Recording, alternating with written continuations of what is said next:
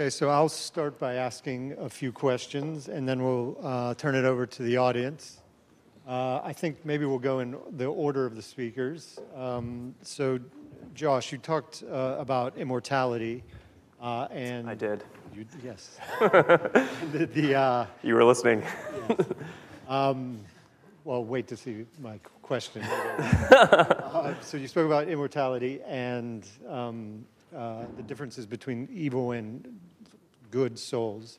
I was wondering, and yesterday we heard a lot about the functional benefits of religion or certain kind of beliefs. I was wondering if you thought that these kinds of ideas had some sort of functional benefit.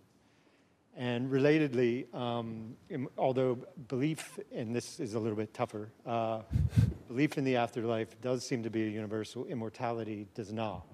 And so some people, or some cultures, Manus Islanders, for example, of New Guinea, think that you basically only live one more generation. Your soul only exists for one more generation. Then when your heirs die, you fade away. And there are other similar beliefs that souls aren't immortal, they just fade until nothing. So I was wondering if there are functional benefits and then why you might see some variation in immortality. Well, it's a good question or series of questions. As for function, I'm not going to speculate. I think it depends. A religion is so complex, and it depends on what facet you're talking about. But this particular facet that I spoke about today, I tend to subscribe to the view that Jamin articulated yesterday, that Justin has done a lot of work articulating really well, that this might just be a basic intuition that's a byproduct of other intuitions that humans have. As for the exceptions, I mean, exceptions are always interesting. Almost every cultural group in the world has strong norms against murder, but the Yanomam people in South America actually have pro-murder norms where in order to integrate as a man into society, you have to kill somebody from a neighboring group. And it's interesting looking at the kinds of function that they may have played or why this exception may have arose. One anthropologist, Napoleon Chagnon, says that the potential function is network building. People who go on these kind of murder quests together end up sharing resources and living in close proximity and cooperating for a long time after this happens. I think that there are two perspectives on looking at why these beliefs might not be universal. One is just that idiosyncratic norms appear. Perhaps just someone misremembers a story, and that was a great story, the way that you misremembered that, so let's just keep telling that about just one generation. Another one is that there's some sort of function like pro-murder norms amongst the Yanomam people. I'm not sure what's the case in the specific group that you talked about. Maybe you could speak to that, but it's always interesting looking at exceptions. Well, I think it's interesting. The Yanomamo do believe in a sort of judgment day, which sort of the obvious function might be to enforce certain kinds of behaviors during this life. But the Yanomamo have an afterlife belief where there's sort of a St. Peter where you're judged, but he's really stupid. So everybody goes to heaven, essentially, because they just lie to him and say, we were good in this life. And so that's the kind of, so perhaps if there's sort of less prosociality or the function of the religious system in that context is slightly different than you would maybe expect corresponding afterlife. You guys should speak about Yanomam near-death experiences then, because it would be interesting to see what they see on the other side if it's this stupid judge. So, Justin, you spoke about the intuitiveness of many kinds of supernatural beliefs, including beliefs in the ancestors. Here in the Pacific, you see widespread, rapid adoption of Christianity really, really quickly in the 19th century. See a rejection of ancestors or the dismissal of ancestors. And so I was wondering why that might be. And in many places in the world, just one Christian God is enough. And so why would there be a likelihood to retain gods and not just simply replace them with others? Good, yeah. I think that the difference between the Christian God and ancestors is that in some ways they're trafficking on different kinds of inference engines, if you will, right? At least in many cases. So, your creator God types may get a boost from this teleofunctional reasoning, seeing purpose and design everywhere.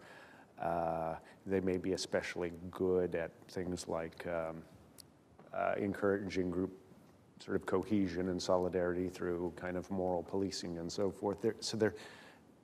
They're driven by different dynamics than the kinds of things that lead to us thinking that the ancestors are still with us. So there's that. I also think there may be systemic differences along the lines that Harvey Whitehouse has pointed out. So Whitehouse has identified, lots of people have identified that you tend to see religious traditions having sort of two basic kinds of flavors. There are some things in between, but they tend to cluster on one or the other end, either focused around these really tight, small groups, evocative rituals that you generally go through maybe once in your lifetime. Initiation rites are an example of that, versus those traditions that go through their core rituals are done again and again and again and again and again and again, which makes them really great for being vehicles for doctrinal elaboration and transmitting complex theological ideas and so forth, but they're less good for building small group, tight cohesion kind of stuff. It may be that what you're seeing as well is what Whitehouse calls a doctrinal system actually being introduced to imagistic systems. And those are trafficking on different kinds of organizational levels, different kinds of motivational systems. Mnemonic systems are different as well. One is more in terms of semantic memory and all of this sort of theological context, and the other is very much experiential. Who was there when I went through this initiation rite, and sort of met the ancestors face to face there. So those are just very different dynamics, and so we might think it's not a bit surprising that those can coexist because they're not competing for the same space in our heads. That'd be one kind of answer I'd give. Thank you. Natasha, cross-culturally, there are a lot of sort of very significant near-death experiences, particularly when cultures are undergoing times of stress. So when an indigenous population is reached by colonizers, often someone will have a near-death experience which motivates a new religious movement of some sort, most famously Handsome Lake in Native American societies, but also in Pacific societies as well. So I was wondering if there are particular cultural contexts that sort of increase the likelihood of near-death experiences, or are there personal level situations that would sort of parallel those kinds of experiences that increase the likelihood of near-death experiences? As far as I'm aware, there's no situation that increases the likelihood of actually having the experience. So they can occur to anyone of any age at any time, and for whatever reason, under whatever near fatal circumstance. But there might be, I guess, cultural contexts that increase the likelihood of reporting a near-death experience. So some of those situations you were talking about, I guess at the collision or transitional periods of cultures, if it's a particularly turbulent time and a person has an experience like this, it might be seen as a sign, I guess, that they communicate that. But as far as I'm aware, no, there's nothing culturally that suggests, or no circumstance that is more likely to increase the likelihood of people having one of these experiences. And if it's okay, I'll just come back through, so I'll ask you another question. So there was some discussion, I'm not sure if, and this isn't fair because you just arrived, but there was, and I know I was talking with Justin about this at some point, but I wasn't sure if it came up in the context of talks either. But somebody had mentioned the God helmet, which I'm sure you're familiar with, where there's this idea that by Persinger that if you stimulate the right temporal lobe, you can stimulate mystical experiences, which is in fact, it only works, it doesn't replicate, it only works by virtue of suggestion and sensory deprivation. And so because people have this sort of overwhelming faith in neuroscience, they go into the lab and they think that if you put on a helmet, you can have a near-death experience. I'm sorry, a mystical experience. So when you were talking, I was wondering if there's any experimental paradigms for near-death experiences, and if you've ever sort of explored any. I understand the ethics of such things might. I have problems with ethics committee with mundane kinds of things. I can imagine that might be difficult. But I was wondering if you're familiar with anything, or if you've had any ideas about that sort of kind of research. I've never engaged in research where I've attempted to kill someone and see if they come back, if that's what you're asking. And I'm not aware of any where that has occurred, obviously. I am aware of various studies that have tried to induce, like you say, mystical experiences through stimulation of various parts of the brain, through the ingestion of various, I guess, psychedelic substances. And recently I read a study that is using virtual reality to try and induce a near-death experience, or give a similar experience to a near-death one. But of those studies, and of the studies that I'm aware of, the people that might engage in, having their stimulation of the brain or taking various substances, they seem to report experiences that have similar features. So they might say, well, yes, I saw a spiritual being, or I felt warm and fuzzy and at peace, but they don't seem to be able to articulate the totality of an experience that someone who's had a near-death experience does. So even though it looks like, from the research that has been done, that particular aspects of near-death experiences can be replicated to some extent in terms of the perception. But I think in terms of the long-lasting effects of the experience, they don't appear to be replicated. And what is replicated doesn't appear to be as intense or overwhelming as what people who have near-death experiences claim. Justin, so as I mentioned in your introduction, you were one of the people who were instrumental in starting the field of the cognitive science of religion, and it's now been 25, 30 years or so since its introduction, and it stimulated a lot of research. I was wondering if you see a sort of blind spot or something that really hasn't been investigated as much as it should be, either something that's been there since the beginning or something that's emerged more recently, that you think that the field really ought to be addressing that it hasn't for some reason. Ooh, that's broad.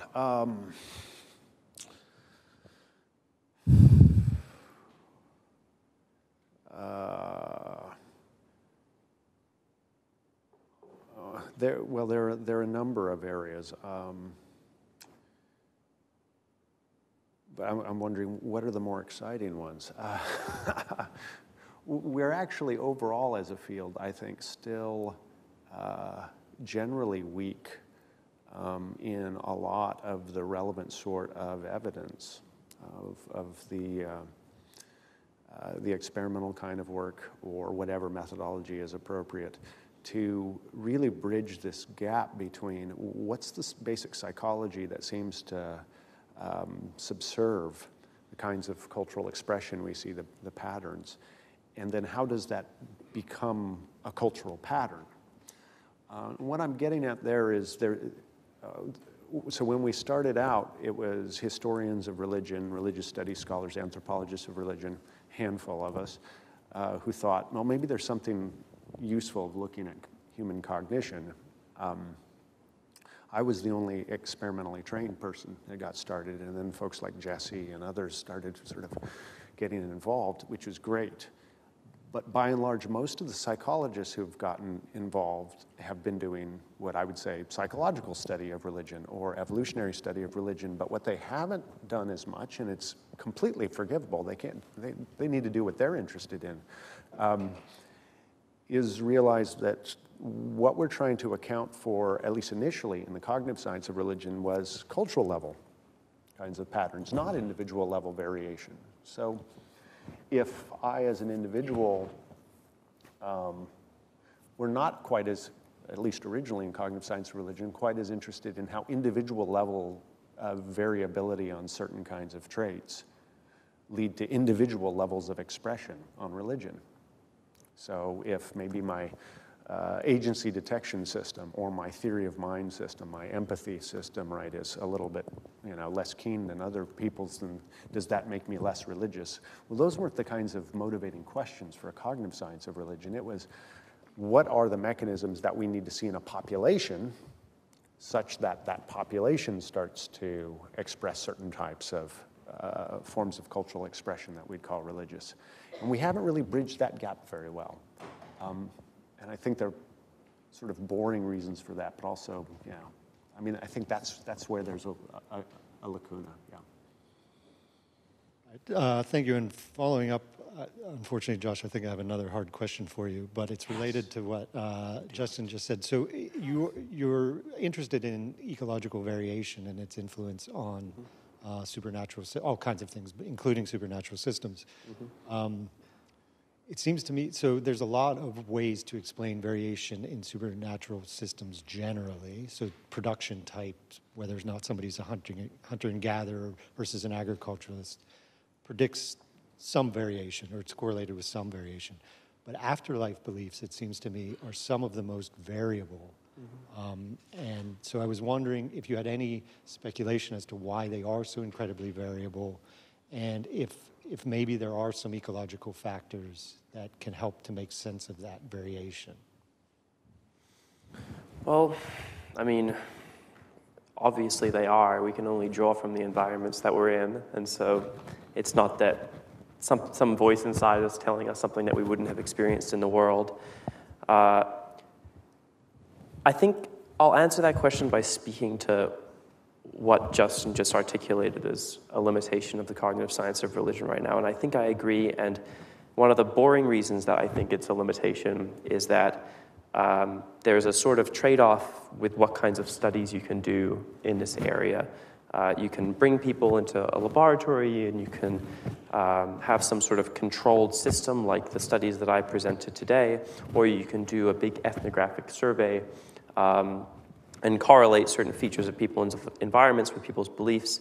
And the downside of the latter is that it's very difficult sometimes to isolate the mechanism, the precise point that a belief transcends a threshold and becomes widespread in a culture. And the downside of the former is that it's very difficult to actually get evolutionary processes change over time. You can look at a certain type of bias, but it's difficult to know whether this would actually become widespread in a culture. And so I think that the answer to your question is almost certainly yes. Ecology sits at the root of variability in afterlife beliefs, but I don't know how to answer that question unless I actually do the research. And so you need a method that can transcend those two barriers. And so what I'm doing right now, and I had no plans to talk about this project, but you bring up the question, is I actually, for those of you who aren't in this field or aren't professors, it's a really exciting time to be studying these things because a lot of the data that we've been gathering across multiple fields on the type of environments that people are living in, on the type of cultural practices that are characteristic in societies, and the type of beliefs that people have are now being kind of aggregated into very large databases where we can test ideas that we've never tested before and finally get at some of these mechanistic questions about how beliefs emerge and catalyze over time. And so what I'm trying to do is what I'm doing with a team of collaborators is I'm actually coding a whole array of traits that people associate with spirits and gods and ancestor spirits in their environment so that we can bring the diversity of a diverse knowledge of religious systems and catalog it with all this diverse knowledge that we have of people's the weather patterns in a culture, or the type of rituals that people practice, or the subsistence styles that people practice, and all of these things that anthropologists have cared about for a really long time. So let's do this again in 2 years, and you can ask me that same question. I'll have a very long, detailed answer for you. That was perfect. Okay, I think I've taken up too much of your time, so we can turn things over to the audience. And now I can understand why the other people on stage said that they can't see anything. Yeah, it's pretty incredible. Two big eyes right there. So we'll just wait to hear voices.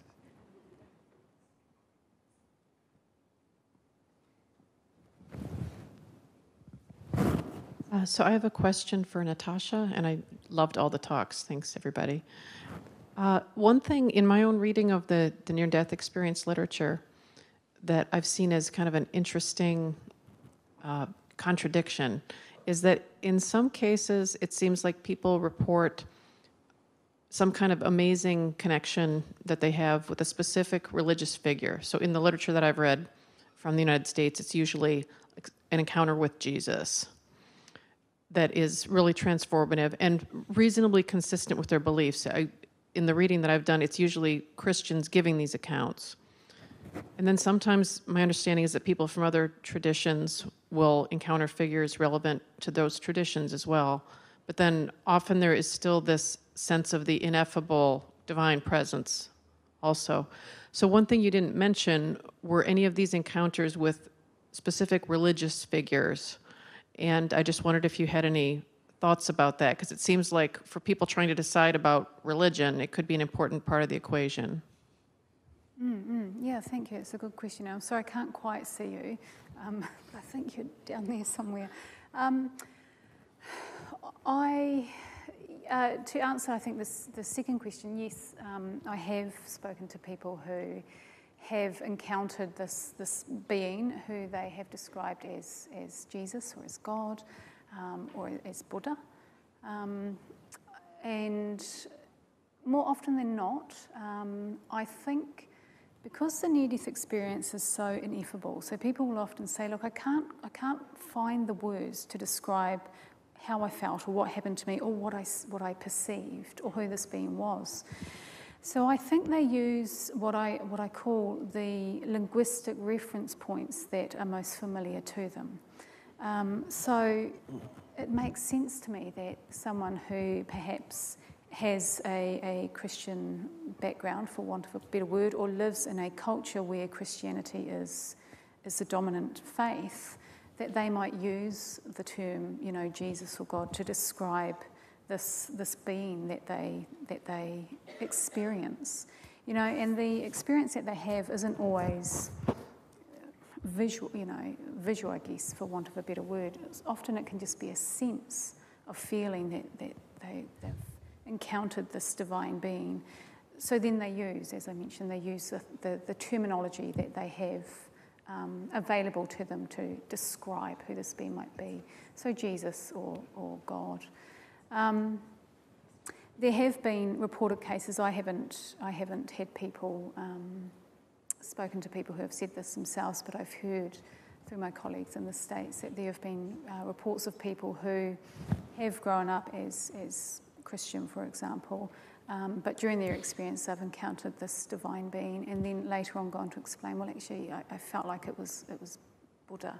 That's the only way that they can explain the presence. So to me, I wouldn't like to lay claim to what people experience and put my interpretation on who they believe they encounter.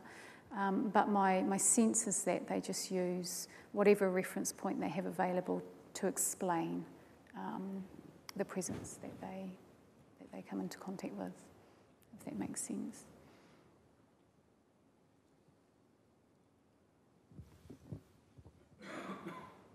A question for Josh about the measure.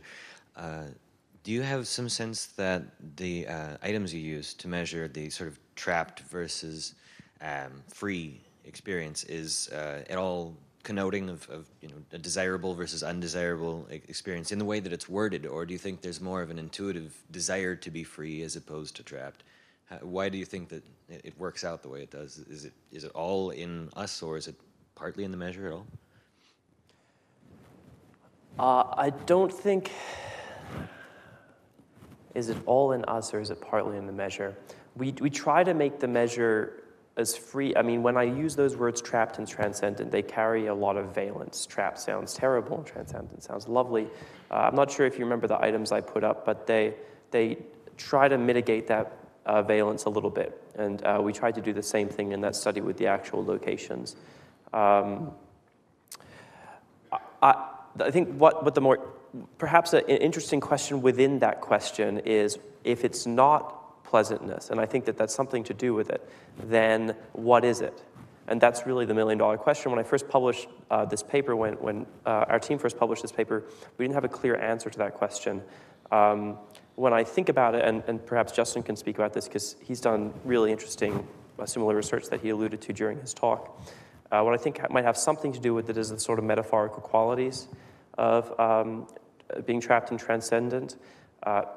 For one example, the idea of living in a dark place versus a light place, regardless of whether this is a comfortable place, and the kind of association between the darkness and the unknown and the unpredictable might be one that people intuitively tie to evil or badness. That's one speculation that I have, but you should come and give me others after this session, because I am open to alternatives.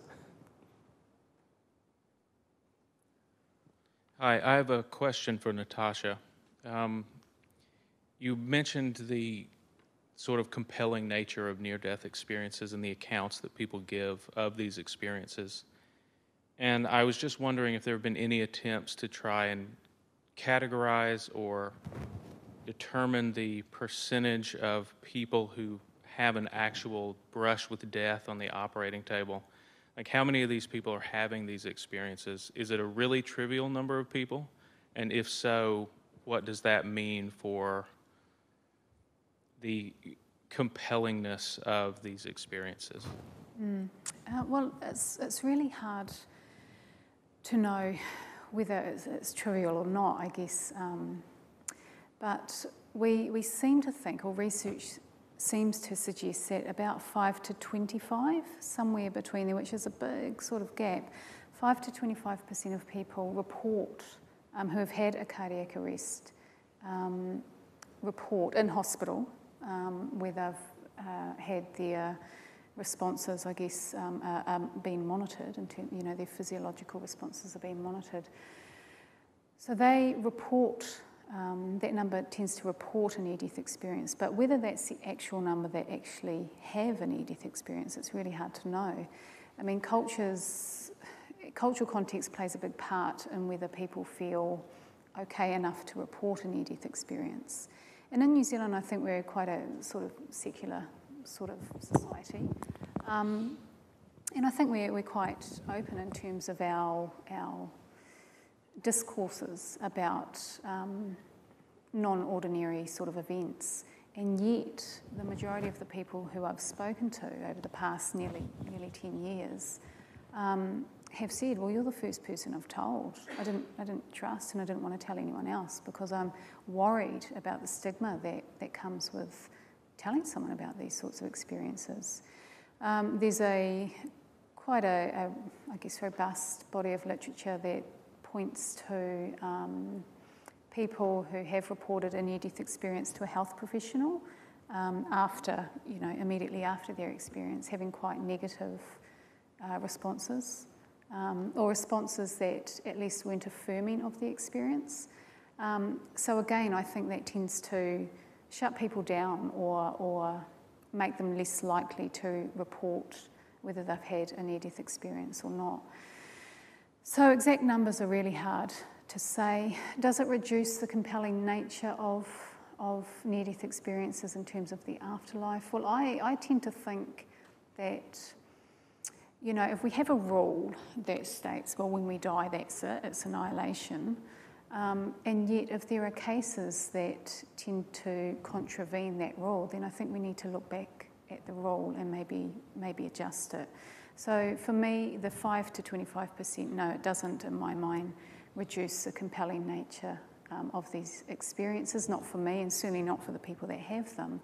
But it does suggest to me as a researcher that, this is an area that perhaps we need to give a lot more thought to and perhaps be a little bit more innovative and creative about the way the methodologies that we use to explore these experiences and the paradigms that we use to categorise them as well. I actually have a really short, sort of, not really a follow-up, a different question. We've had some really interesting talks about hell, and I was just wondering if any of these experiences are hellish in nature? Are people experiencing really negative things, or is it always positive? Yeah, no, they hellish experiences, I guess, for want of a better term, have been reported. They tend to be reported less often. Not sure why, but I guess, if you are residing in a cultural context or that sort of has beliefs about if you're good, you go to heaven, if you're bad, you go to hell, then I think maybe you're less likely to report that you've had a hellish experience. It may say something about your character. I'm not saying it does, but maybe that's their belief. But certainly people have reported, as I mentioned, less pleasant or distressing aspects of their experience. I actually had, and the cases that I talked about in my talk weren't from New Zealand, and I intentionally didn't use cases from New Zealand because we're such a small population. I didn't want anyone to be identified. But I have had a case of someone in New Zealand, which I won't talk to specifically, who felt very much that they went to hell, and they said by their own sort of admission that they had been a very, very bad person in their life. They went to hell, but they came back, well, what they described as hell, they came back still profoundly changed by the experience and with an understanding of the effect that their bad behaviour had on other people. So even though people do tend to report distressing and, in this case I'm talking about hellish scenes, the impact still seems to be overwhelmingly in the direction of positivity for the person in terms of the outcomes of the experience. Okay, I think we're about 15 minutes over, so we should probably stop there. Please join me in thanking all of our speakers.